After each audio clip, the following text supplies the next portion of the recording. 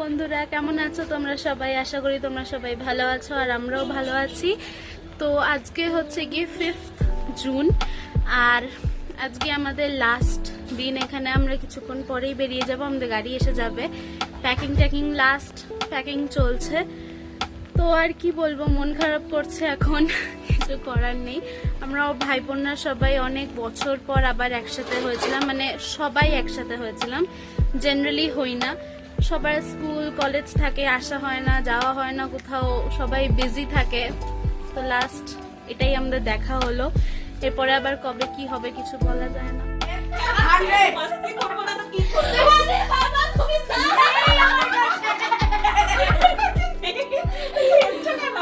আমি খেলবই না।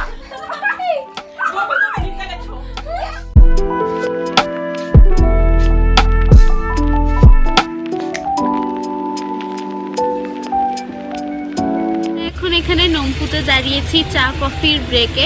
এই জায়গাটা দেখো কি সুন্দর লাগছে না?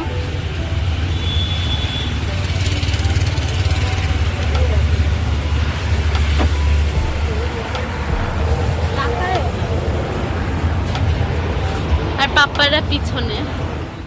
আমাদের সবার এখানে খিদে পেয়ে গেছিলো বলে আমি, টিয়া আর বর্দি ভাই মিলে চাউমিন অর্ডার করেছিলাম। আর মা ওরা অর্ডার করেছিল হচ্ছে গিয়ে স্যান্ডউইচ আর কফি। আর এইসব করতে করতেই আমরা চলে এসেছি গুয়াহাটি এয়ারপোর্টে।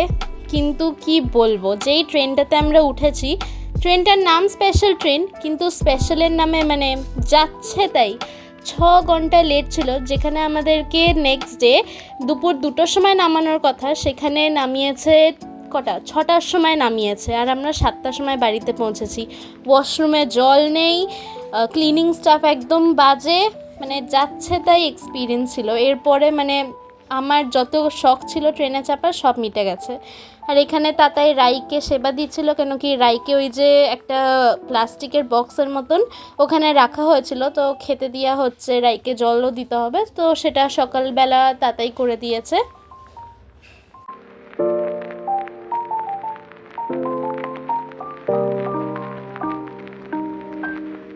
আমরা এখানে ভীষণই বিরক্ত হয়ে গেছিলাম, মানে আর পারছি না ট্রেনে বসতে, হাতে পায়ে যন্ত্রণা হয়ে গেছে, সিট এইদিক ওই দিক, মানে ভীষণই ব্যাড এক্সপিরিয়েন্স, ভীষণ।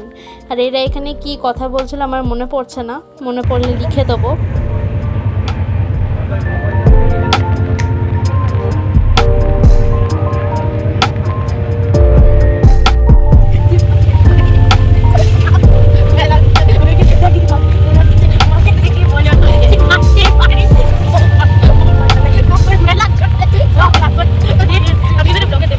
যাই হোক বন্ধুরা, আমরা ফাইনালি পৌঁছে গেছি কলকাতা। আর পারছি না, এখানেই ব্লগটাকে এন্ড করছি। আবার দেখা হবে নেক্সট ভিডিওতে।